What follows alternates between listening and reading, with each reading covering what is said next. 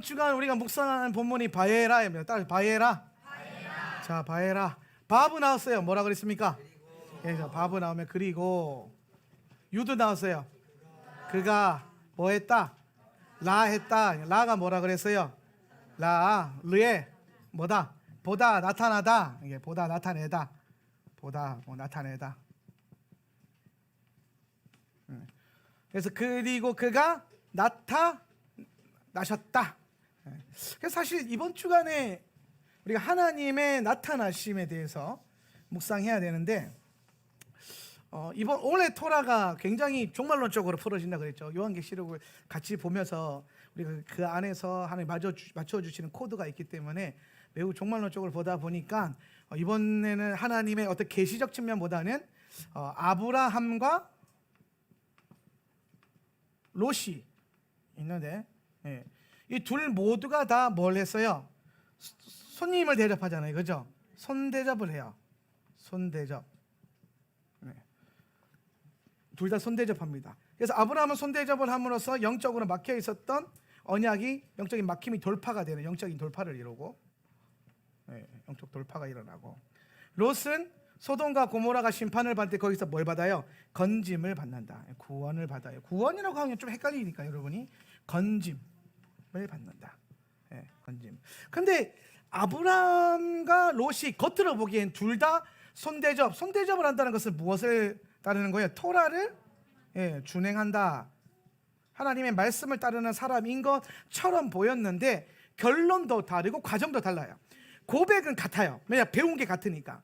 그래서 아브라함도 똑같이 고백하고 롯도 똑같이 그 천사들과 하나님의 그룹을 받아들일 때 똑같은 고백을 하는데, 오늘 아브라함은 손대접할 때에 하나님의 그룹에게 떡과 뭘 줘요? 송아지를 잡아서 가장 좋은 곳으로 푸짐하게 하나님께 대접하잖아요. 우리가 나그네들한테. 근데 아브라함이 알고 대접해서 모르고 대접했어요? 모르고 대접했다. 그게 히브리서 13장 2절에 나온다고 그죠? 히브리서 13장 2절에 보면 나온다 했어요. 자, 그러면 모르고, 그러니까 부지 중에 손님을 대접함으로 천사들을 영접하는 이 아브라함의 삶 속에서 이는 빵도 대접하고 고기도 대접하고 풍성하게, 그리고 하나님 앞에서 중보자로 나아가고 이런 모습들을 보여주는데, 롯은 조금 애매해요. 롯이 이들을 모시고 빵을 대접할 때도 뭐라 그럴까, 좀 부족한 것들, 고기를 잡죠, 그냥 빵만 주고 막 이런 모습들이 나타나요. 그리고 이 천사 그룹이 얘네를 건져내가지고 처음에 어디로 가라 그래요? 산으로 가라.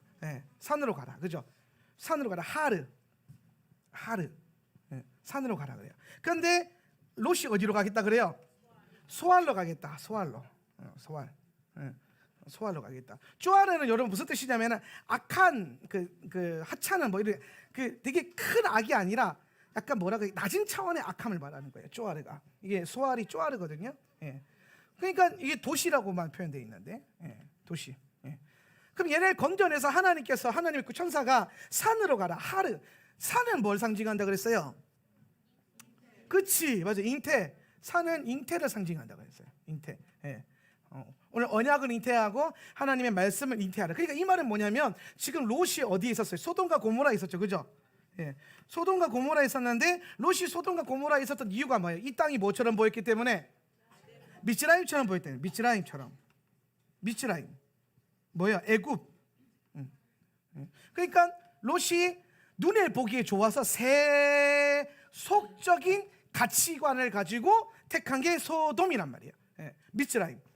그런데 아브라함은 오늘 그 일을 택할 때에 하나님의 말씀에 순종하여서 그 땅을 걸어요. 그래서 말씀에 순종해서 걷는 땅이 어디였어요? 아브라함이. 자, 아브라함은 오늘 하나님의 말씀을 따라서 어디로 갔어요? 광야로 갔잖아요. 광야 뭐?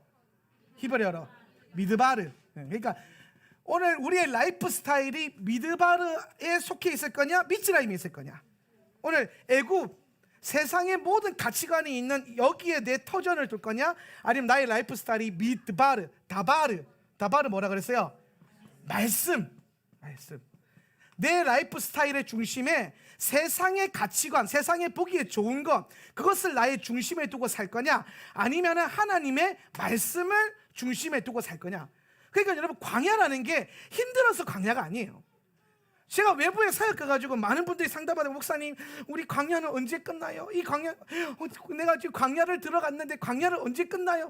그럼 손잡고 제가 한마디 광야는 안 끝나요. 광야가 왜 끝나요? 막 이래. 예. 광야는 힘들어서 광야가 아니에요. 할렐루야.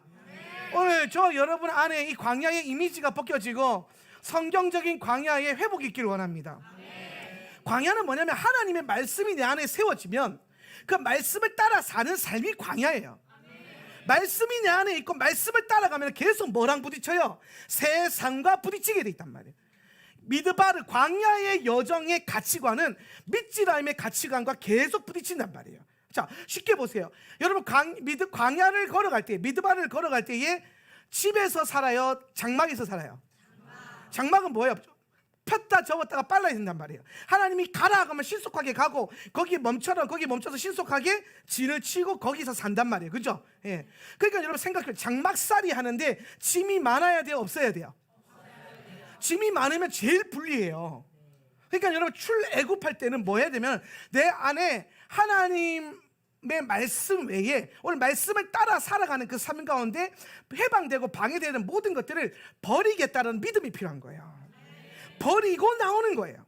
예, 버리고 나와야 돼요. 근데 광야 가는데 막 엄청 들고 나와서 막 냉장고, TV, 막 전자레인지 다 끄고 가지고 막 죽을싹 갔다 가는데 잠깐 갈 줄 알았지. 어디 가는데 가나안 간다 하던데 가나안 얼마나 걸리는데 10하루길이란다. 그 정도 할만하다. 그래서 냉장고 싣고 오븐 싣고 다 실어서 맸단 말이에요. 가는데 10하루길이 아니고 며칠 길을 가요? 40년을 가는 거예요. 그러니까 여러분 잘 보세요. 이스라엘 백성들 걸으면서 얼마나 힘들겠어. 냉장고를 다 집어지고 가니까. 그게 뭐예요? 광야 걸으면서 뭐해요? 버린단 말이에요. 버린 거 잘 버려야 돼요. 이걸 우리 입장에서 은혜 덜 받았을 때는 버렸어요, 포기했어요. 근데 은혜 받았을 때는 내려놓았어요. 할렐루야. 네. 이 고급진 용어. 여러분 버리는 인생 말고 내려놓는 인생. 예. 그 이용규 선교사님 내려놓으면 얼마나 멋있어요. 그 다음에 더 내려놓으면 얼마나 멋있어요. 예. 그런데 버림, 더 버림.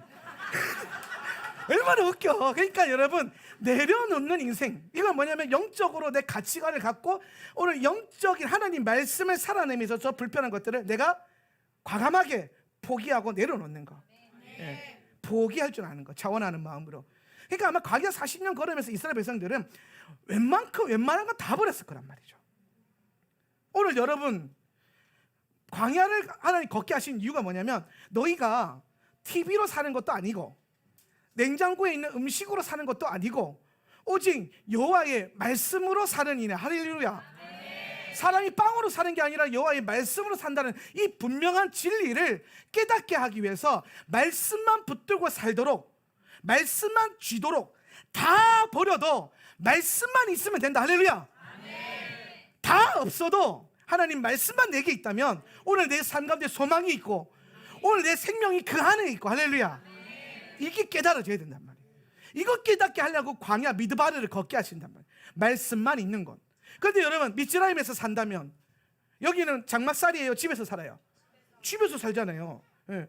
집에서 살면 여러분 딱 들어가는데 이제 광야 생활하다가 딱 들어갔어. 이제 가진 게 없잖아요. 말씀은 성경 한 권 딱 들고 30평짜리 집에 딱 들어갔단 말이에요. 텅 비어 있잖아요. 이제 뭐가 올라옵니까? 채움. 공간의 여백, 미의 여백 이런 거 못 견디잖아요. 우리는 여백의 미 이런 거 없잖아요. 채움의 미, 흘러 넘침의 미. 이게 미츠라임은 기본적으로 자꾸 긁어모아. 만모니즘이 딱 돌아가요. 이 동네가 만모니즘이 계속 돌아가니까 있는데 하나 더 갖고 싶은 거예요.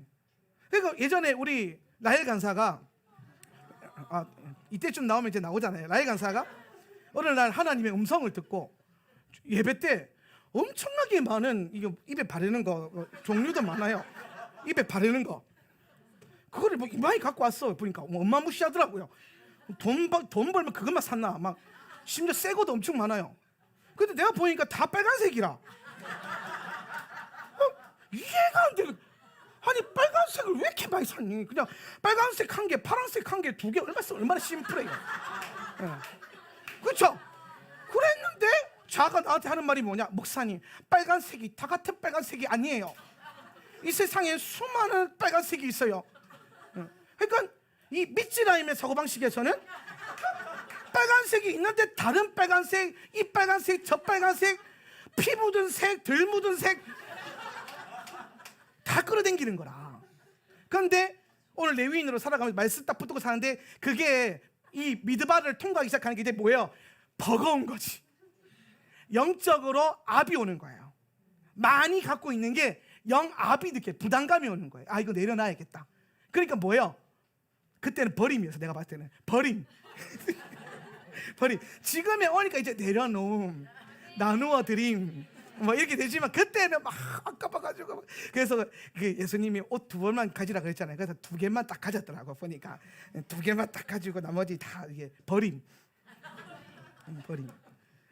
그럴 수밖에 없어요. 광야를 걷다 보면, 광야를 걷게 하시는 이유는 오늘 하나님 말씀, 그래서 오늘 하나님의 말씀의 시스템 안에서 이 세상적인 게 얼마나 필요 없는가를 깨닫게 하시는.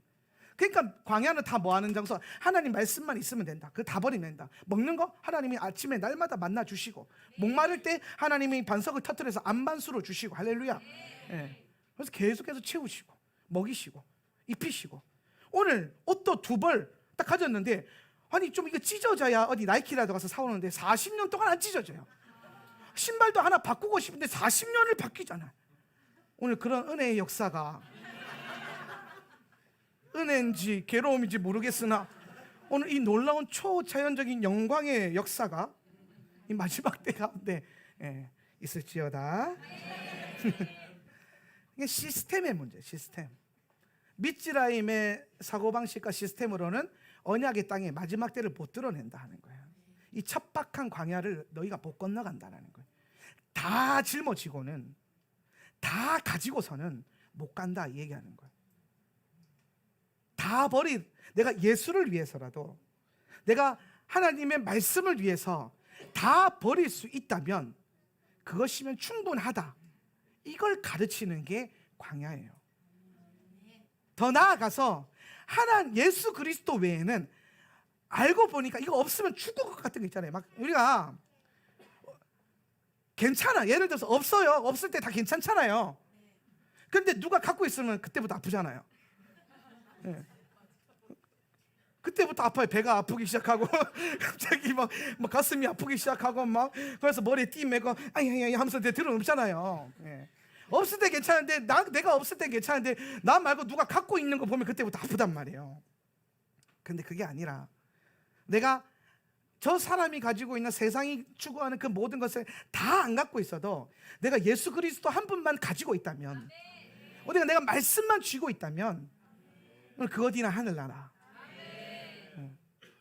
좋은 집에 사는 거 좋죠? 여러분, 좋은 집에 사는 게 악한 거예요? 좋은 거예요. 좋은 거예요. 예. 그게 나쁜 게 아니에요. 그런데 그걸 추구할 필요가 없는 거예요. 예. 좋은 교회, 휘황찬란하고 막 대리석 깔려있는 막 어마어마하게 뭐 의리의리한, 보기만 해도 막 압도당하는 그런 교회 얼마나 좋아요. 그렇죠? 근데 좋은 거예요. 근데 그게 우리의 목적이 될 필요는 없어요. 예수님 요한계시록 많이 읽으세요. 저는요, 요한계시록 1장에 이 예언의 말씀을 읽는 자와 그것을 듣고 지켜 행하는 자들에게 복이 있다고 하셨는데, 왜 그럴까 고민했었거든요. 근데 읽어보니까 알겠더라고요. 오늘 요한계시록 쭉 읽고 나면은 21장 가서 딱 나오는 결론이 있어요. 헛되고 헛되니 다 헛되도다. 다 부질없어요. 다 무너져요.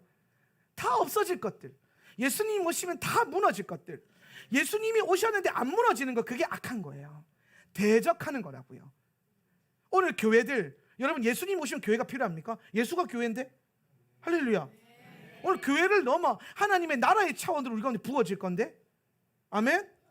네. 오늘 여러분, 성전 대신 예수 그리스도께서 오시면 오늘 우리 눈에 보였던 성전되는 것들은 다 무너질 거란 말이에요. 진짜가 오니까. 오늘 이것들은 진짜가 오시기 전까지 우리에게 필요한 것일 뿐이에요. 예.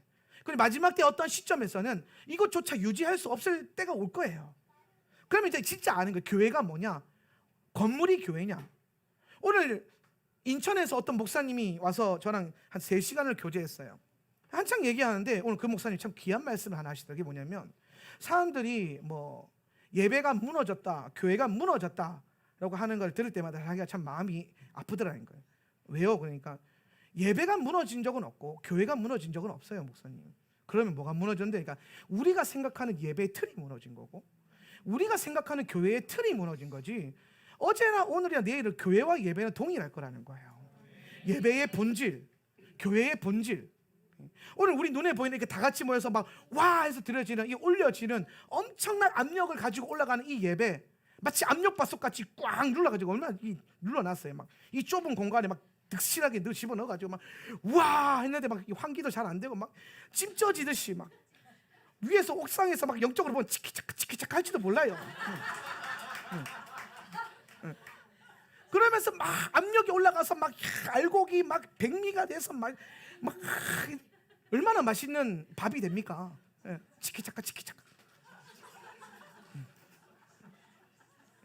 그런데 여러분, 그게 아니더라도, 이런 모임이 없더라도 오늘 우리의 예배가 없는 거예요? 아니에요. 오늘 이런 건물로서의 교회가 존재하지 않더라도 교회의 본질된 우리의 모임, 우리의 한 몸됨, 몸의 하나됨, 이 본질적인 요소는 깨어지지 않는다라는 거예요. 이걸 잘 물고 마지막 때를 걸어가야 돼요. 오늘 제가 주일 설교 리피트할 필요는 없고, 사실 오늘 샤bat 때 제가 나누고 싶었던 게 핵심이 뭐냐면 이스마엘의 영을 경계하라, 이 얘기를 좀 하고 싶었어요. 이스마엘의 영. 자, 이스마엘의 영인데, 자, 요거는 그냥 깔고 가세요. 이 개념은 좀 깔고 가고, 토라는 아들을 낳는 비밀이 있어요. 아들에 대한 비밀이 있어요. 계시, 아들, 벤, 아들에 대한 계시가 있어요. 벤이 이게 어원이 바나죠. 바나예요. 바나. 다음에 바나는 무슨 뜻이에요? 세우다. 설립하다, 뭐 이런 뜻이에요. 기초를 놓고 세워가는 거. 그래서 아들은 뭐 하는 존재냐면은 세우는 존재다는 거예요. 세우는 존재. 그래서 아버지는 뭐예요? 뜻을 품으시고, 아들은 뭐 하는 존재다? 그 뜻을 실행하고 세우는 존재라는 거예요. 하나님 아버지께서 인류 구원에 대한 계획을 품으시고, 아들 예수께서 교회를 세우셔서 그 일을 행하셨죠. 오늘 다윗이 성전에 대한 뜻을 품었고 그 아들 솔로몬을 통해서 이 일을 행하셨죠. 오늘 우리 예수 그리스도께서 오늘 복음, 세계 열방의 복음 전파에 대한 뜻을 품으시고 그의 영적인 아들과 같은 12 제자를 통해서 어떻게 됩니까? 열방의 복음이 전파되게 하셨다는 거예요. 그래서 우리가 항상 다음 세대 말하지만 이 다음 세대가 유스만을 말하는 건 아니에요.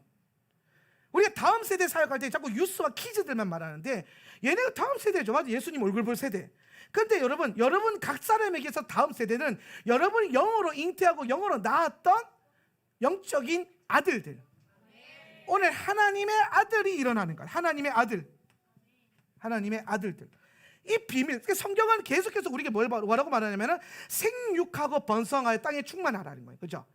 이게 태초에 모든 걸 만드시고 우리에게 주신 축복이에요. 생육하고 뭐하라? 번성하라. 생육하고 번성하게 하기 위해서 주신 게 뭐예요? 그렇지, 축복, 복. 그러니까 하나님이 우리에게 복을 주셨어. 오늘 복 받고 싶으신 분들 할렐루야. 예, 오늘 꼭 아멘 한 사람들에게 복이 말지어다. 두 번째는 몰라요. 모두 첫 번째를 잘해야 돼. 두 번째는 원래 여러분 세컨드 찬스가 있는 거죠? 뭐 있을 수도 있어요. 자, 근데 복이라고 하는 것은 뭐냐면은 번성으로 가는 능력이에요. 능력이고 수단. 뭐가? 복이. 그러면은 하나님의 목적은 여러분이 복 받는 거예요? 번성하는 거예요? 그렇지. 번성. 그래서 번성은 목적이 되는 거예요. 번성은 목적. 자, 여기까지 이해되시죠? 그죠? 그래서 여러분이 번성해야 돼요. 그래서 토라는 이 번성을 뭐라고 했냐면은 아들을 낳는 거다. 아들. 그래서 아들을 낳냐 못 낳냐 이 싸움이 있잖아요. 레아와 라헬 이 두 신부의 싸움들 막 내가 낳았다, 내가 이겼다. 낳으면 이기는 거예요. 아들을 낳으면 이기는 거죠. 예.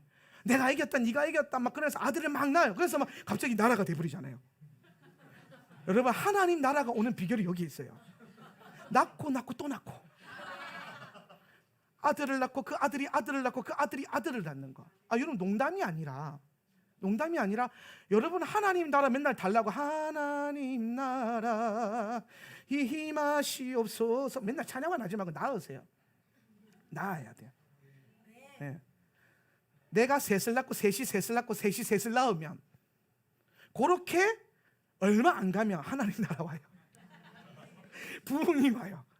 근데 여기서 여러분 잘 볼 거, 낳는 게 꼭 육신으로만 낳을 필요가 없다라는 거예요. 구약은 육신을 가지고 말을 해요. 구약은 실제로 보여지는 것. 근데 이게 사실은 뭐라 그랬어요? 성경에서 그림자라 그랬어요. 그림자. 우리 눈에 봤을 때 이게 성경의 가치관과 우리의 가치관이 얼마나 다르냐면, 우리 눈에는 보이는 게 뭐예요? 실상이잖아요. 보이는 게 실상. 그런데 성경은 뭐라고 하냐면은 보이지 않는 게 실상이래요. 보이지 않는 거.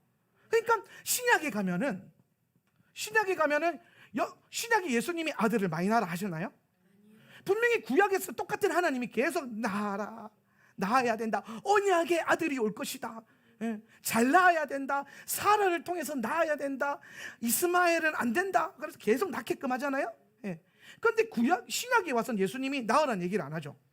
아들 낳은 신약 어디를 뒤져봐도 아들을 많이 낳아라, 생육하고 번성하라 안 나와요. 그럼 성경이 다르냐? 아니요, 똑같은 말을 하고 있는데 구약에서는 그림자였잖아요. 본체가 오시기 전까지. 그러니까 구약과 신약을 가르는 기준이 누구예요? 예수 그리스도. 할렐루야. 예수님이 오시니까 구약에서 말했던 그 아들과 육신과 이 그림자의 실체가 보이기 시작하는데, 그 아들에 대한 실체가 뭐였냐면은 영으로 보니까 영으로 낳은 하나님의 아들, 제자라는 거예요. 제자. 그래서 마태복음 28장 19절 20절 가니까 뭐예요? 너희는 가서 모든 족속으로 제자를 삼아라는 거예요. 모든 족속으로. 이 말은 뭐예요? 오늘 너희가 모든 족속을 아들 삼아라, 이 얘기하는 거예요. 내가 아들 삼아서 낳으면 그 순간 이게 누구 아들 돼요? 내가 내가 잉태해서 낳으면 누구 아들 돼요? 그렇지. 왜? 하나님이 씨를 뿌리셨잖아요. 내 안에 믿음의 씨앗을. 나는 잉태하고 낳는 신부란 말이에요. 그러니까 내가 낳으면 내 아들이 아니라 누구 아들? 예수의 아들이 되는 거예요. 예수의 아들. 할렐루야. 하나님의 아들이 돼서 일어나게 하는 거라고요. 하나님의 아들. 그러니까 부흥이 뭐냐? 번성의 본질이 뭐냐? 오늘 예수께서 오셔서 하신 게 뭐냐면은 오늘 너희가 영으로 아들을 낳아라는 거예요. 영으로 아들을. 이 말이 뭐냐? 가서 제자 삼으라는 거예요. 오늘 너의 제자가 누가 있느냐? 너의 제자가 어디에 있느냐? 네가 영으로 잉태해서 영으로 아파하면서 낳는 이 자녀가 어디에 있느냐? 오늘 셀 리더들 교육하고 우리 전도사님들을 훈련시키다 보면은 하나같이 언제 제일 힘드냐? 이 해산의 고통이 있어요. 우리가 진짜로 실제적인 자녀를 낳을 때도 이 해산의 고통이 있는데, 영적인 자녀가 세워지는 과정에서도 막 진통이 있고 막.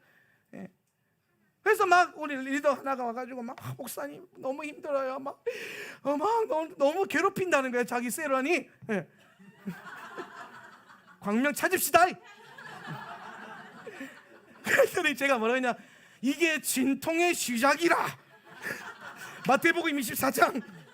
이것이 일어나야 할 것인데 난리와 소문과 전쟁이 있어야 할진데 이것이 진통의 뭐라? 시작이라.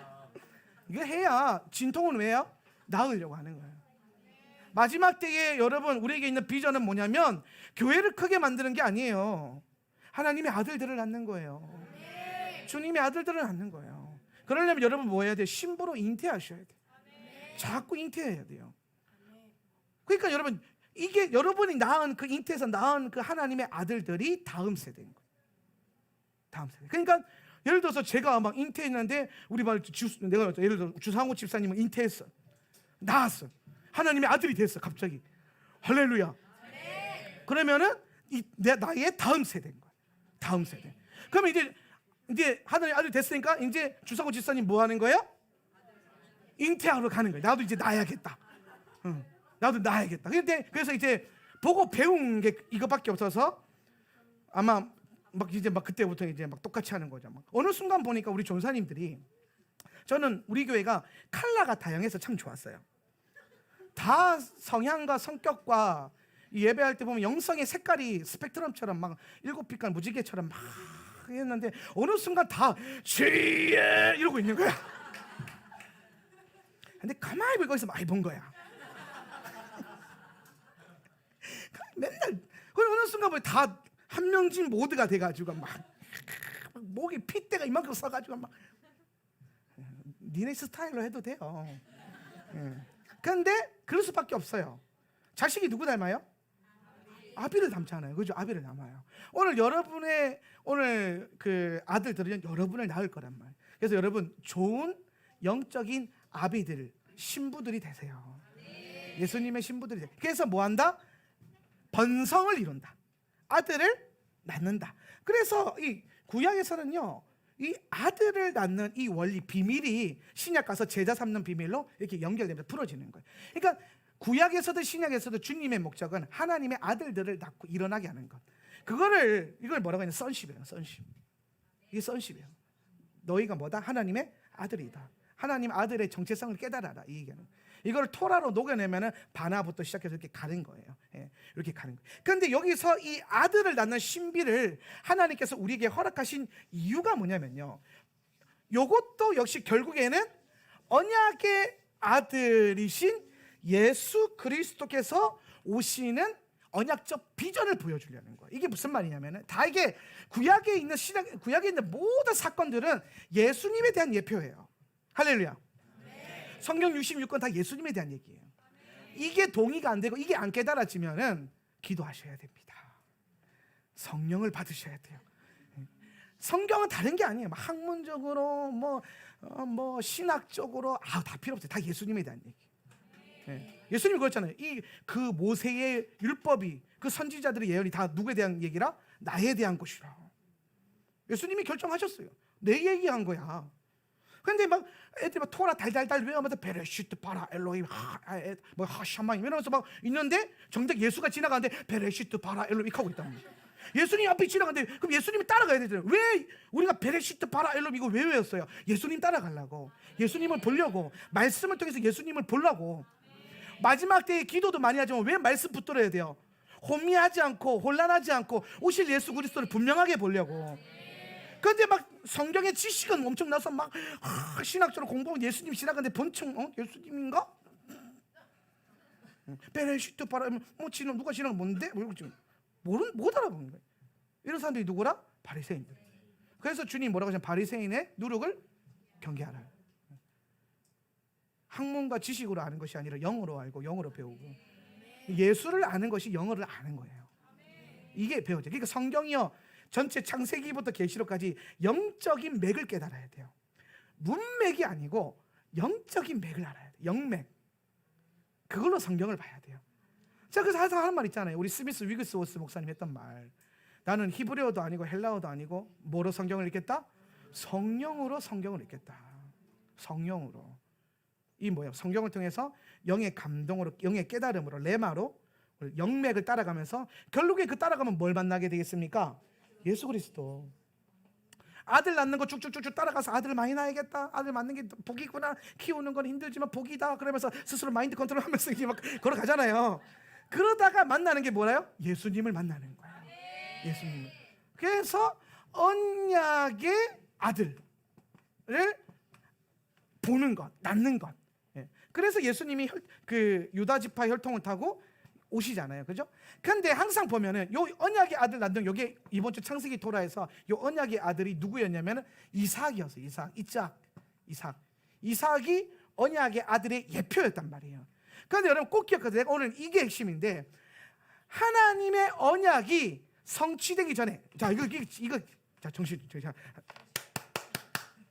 꼭 기억하셔야 돼요. 이게 핵심. 앞에 거 다 까먹어도 돼요. 까먹으면 안 돼요. 내가 이렇게 열심히 했는데 까먹으면 안 되지. 그런데 진짜 중요한 거 잘 보세요.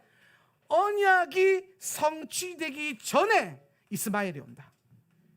이걸 반드시 알고 있어야 돼요. 언약이 성취되기 전에 이스마엘이 먼저 미혹으로 온다. 미혹.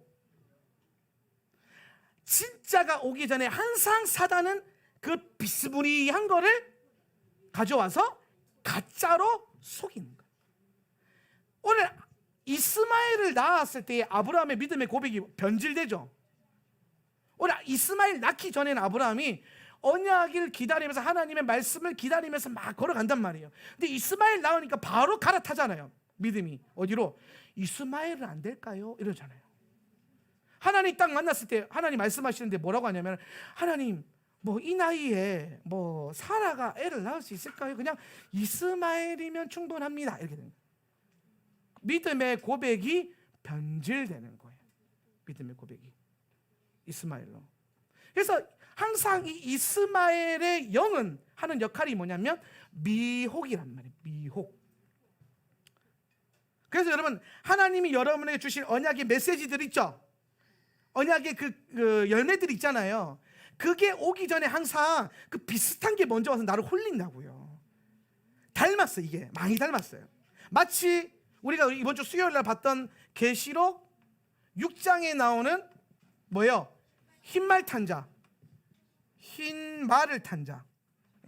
자, 계시록 6장에 나오는 흰말 탄 자가 그리스도예요?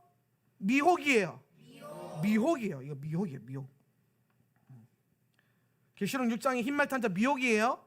왜 미혹이냐면 첫 번째, 문맥상 미혹이다. 문맥상. 6장 전체가 다 일곱 인이 자체가 일곱 인이 재앙을 얘기하는 거 있는데, 첫 번째 인에서 그리스도가 나올 리가 없어요.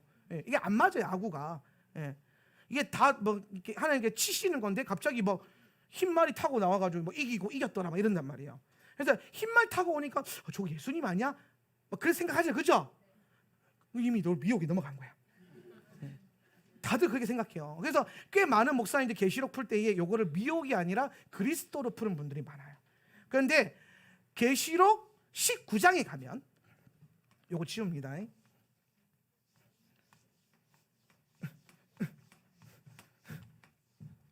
자, 요게 반대되는 게 계시록 19장에 가면 이제 흰말 탄 예수님이 와요.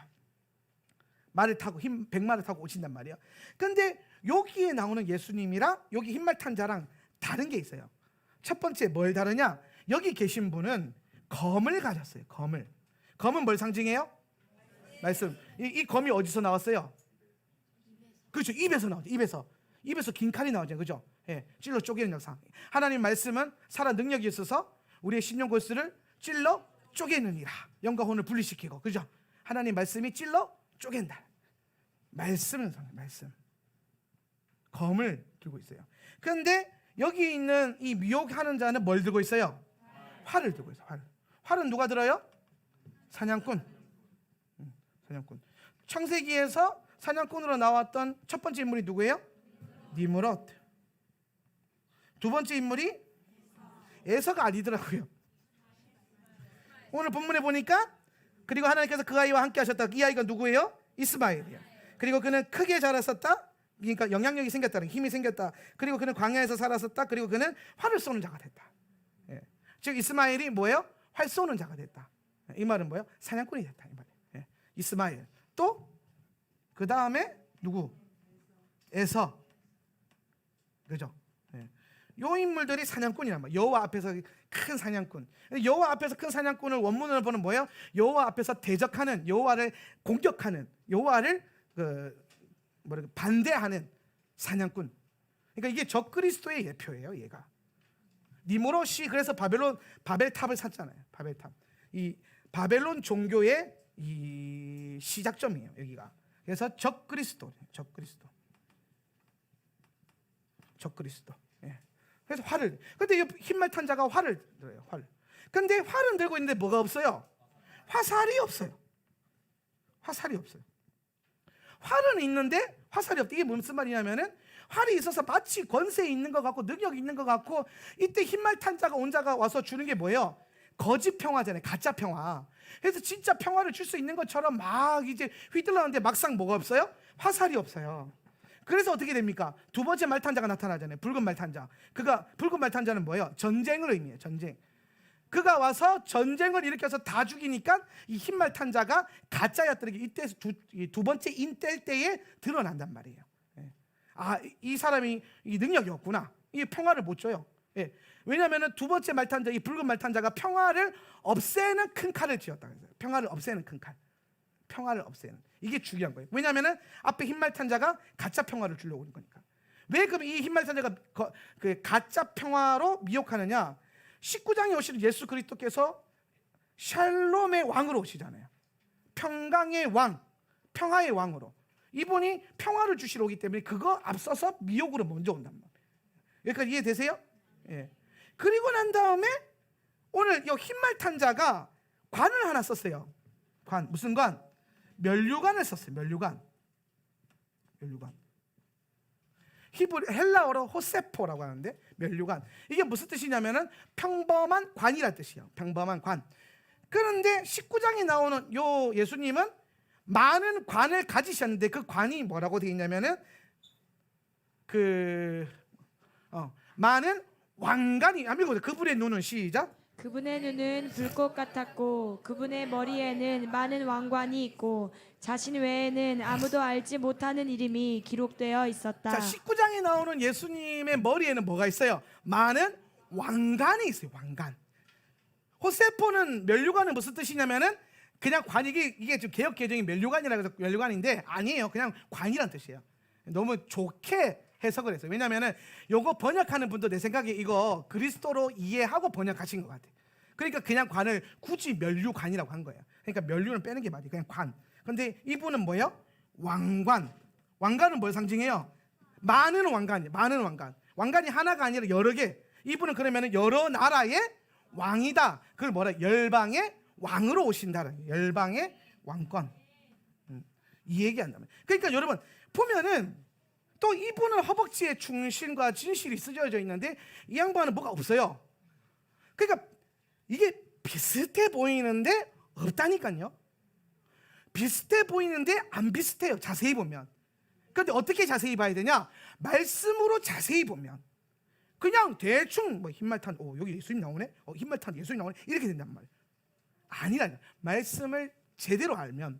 근데 예수님인 줄 알았는데 또 뭐 다른데? 왕관이 아니라 그냥 띠인데? 막 이렇게 되는 거죠. 아마.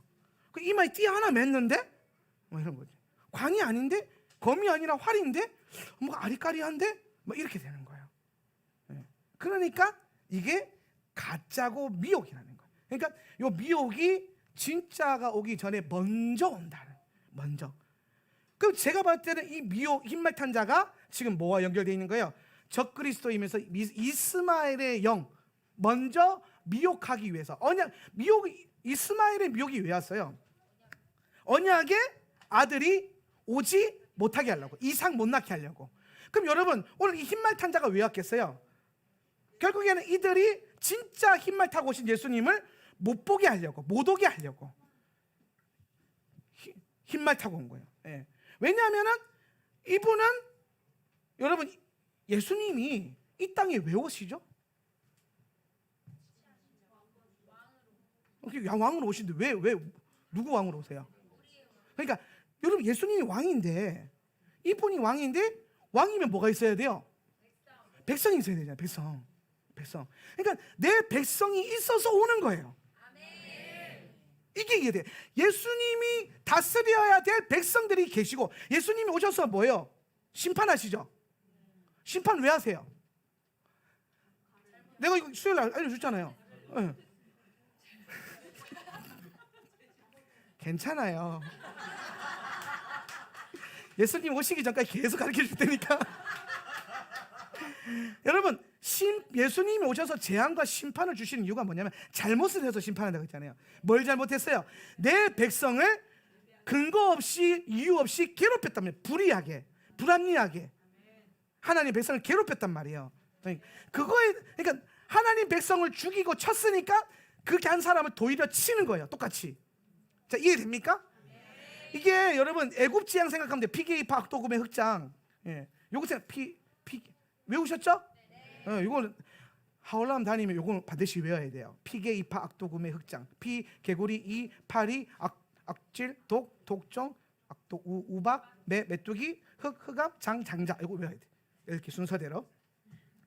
피개, 이파, 악도금의 흑장인데 YM 안 외워도 돼요. 괜찮아요. 부담 갖지 마. YM 계속 보려면 외우세요. 시험 볼 거예요. 입구에서 자 시작해서 PK 박도구 정답 안 할 것 같죠? 아직 나를 잘 몰라 그죠? 내가 이렇게 하지만 진짜 해요. 막 서가지고 야 그래서 우리 집사람이 그래서 한번 크게 히브리어 시험 본다 안 본다 그러다가 한번 봐가지고 그죠? 그래도 잘 하셨잖아요. 올 겨울에도 한 번 더 볼 수 있으니까 여러분 준비하세요. 또 본다고요? 자, 애굽의 열대 재앙은 뭐냐면은 오늘 이 애굽 사람들이 이 신들 10가지 재앙을 일으켰던 이 신이 있거든요. 이 신을 가지고 이스라엘을 괴롭혔단 말이에요. 이 능력으로. 그래서 하나님이 그걸 들어서 애굽에게 쳐버리는 거예요. 애굽에게 받은 걸 그대로 친단 말이에요. 예. 오늘 바로가 히브리인의 아들을 죽이려고 했죠, 그죠? 그래서 마지막에 장자를 죽이는 거예요. 아들을 쳐버리는 거라고요. 예. 그러니까 행한 대로 갚으리라. 예수님 율법을 통해서 뭐라고 하시냐면 내가 행한 대로 갚으리라. 내 귀에 들린 대로 행하리라. 예. 오늘 예수님이 오시는 이유는 이곳에 주님이 다스려야 될 백성들이 있고 오늘 세상을 심판하는 이유는 그 백성들의 세상이 괴롭히고 심판했기 때문에 세상의 이름으로. 그래서 예수님이 그것에 대해서 예수님의 이름을 다시 심판하시는 거예요. 예. 근거 없이 갑자기 우르르캉캉 하시는 게 아니라고요. 예. 여기까지 이해되십니까? 그러면 잘 보세요. 미혹이 왜 오냐면 미혹이 가짜 메시아로 와서 하나님의 백성들을 미혹해서 자기 백성 삼아버리면 그래서 이 땅에 19장에 나오는 이분이 다스려야 될 백성이 하나도 없어진다면 이분이 이 땅에 와요 못 와요? 못 와요. 그걸 노리고 미혹이 먼저 온단 말이에요. 근데 이거 아예 불가능하잖아요. 그죠? 성경이 이미 기록. 그래서 얘네가 할 수만 있다면 택함 받은 자들도 뭐 하려고? 흔들려고, 미혹하려고 오는 거예요. 그래서 미혹이라는 거예요. 미혹. 이스마엘. 오늘 여러분 아브라함의 원 이스마엘의 하는 역할은 뭐냐면 언약의 아들인 이삭이 오는 거를 회방하려고 이스마엘이 먼저 오는 거예요. 육신의 안정감으로. 우리의 신앙의 고백과 우리의 믿음의 본질을 변질시키는 거예요. 자세히 보세요. 같아 보이는데 틀린다니까요. 이스마엘도 아브라함의 아들이에요. 아브라함의 아들이라고요. 심지어 하나님의 축복도 받았어요. 같아 보이잖아요. 근데 달라요. 뭐가 달라요? 배가 다르잖아요. 신부가 다르잖아요. 우리가 봤을 때 그 아들이 그 아비의 그 아들 아닌가? 뭐 이스마엘 정도로 해도 되잖아. 이게 인본주의. 근데 하나님은 법적으로 분명히 말씀하신 그대로 하나님은 시건치 않으시고 할렐루야. 하나님의 부르심과 은사에는 후회하심이 없고 그대로 행하신다는 거예요.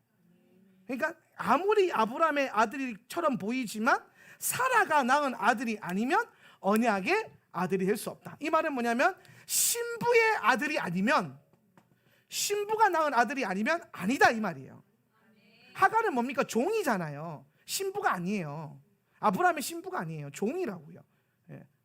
그런 걸로는 안 된다는 거예요. 그래서 아들이라고 해서 다 되는 게 아니라 신부가 낳은 아들.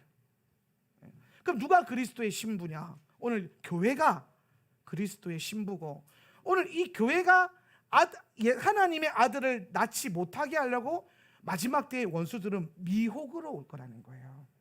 미혹으로.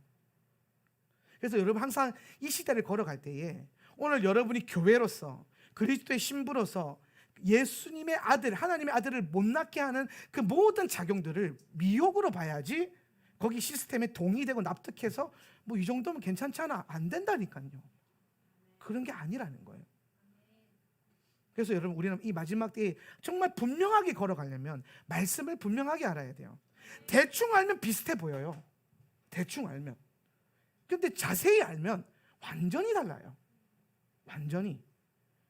오늘 이것이 여러분 안에 분명히 깨달아져서 거짓된 것에 속지 않고 분명하게 살고 심플하게 살아가는 저와 여러분이 되었으면 좋겠습니다.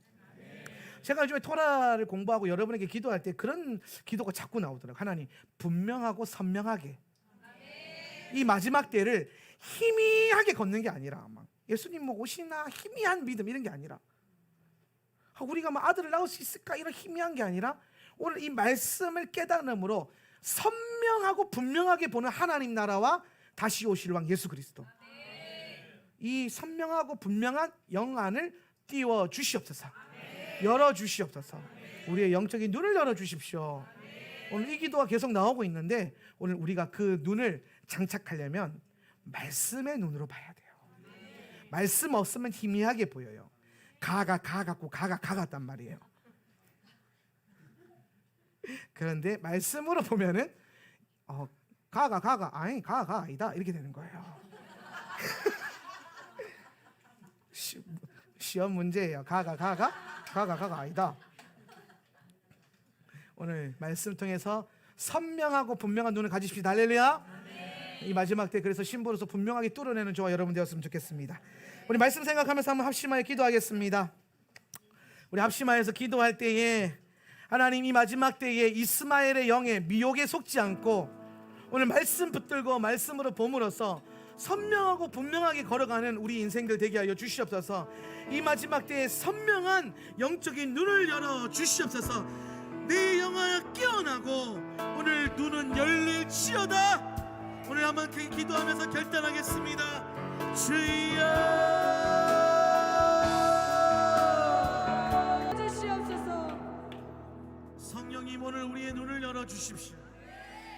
오늘 계속해서 말씀을 통하여서 오늘 우리의 영적인 눈이 열리고 오늘 이 마지막 때를 걸을 때에 안개 낀 희미한 인생이 아니라 분명하고 선명하게 걸어갈 수 있는, 믿음의 확신 갖고 걸어갈 수 있는 우리 하울라 세더 처치와 이 자리에 모여있는 모든 예배자들이 될 수 있도록 축복하여 주시옵소서. 오늘 이 말씀을 통하여서 다시 한번 주의 토라의 이 가르침에 동의되게 하시고 들어가게 하시니 감사합니다. 오늘 주의 말씀이 우리를 변화시키고 자유케 할 것입니다. 말씀에 영을 부어 주시옵소서.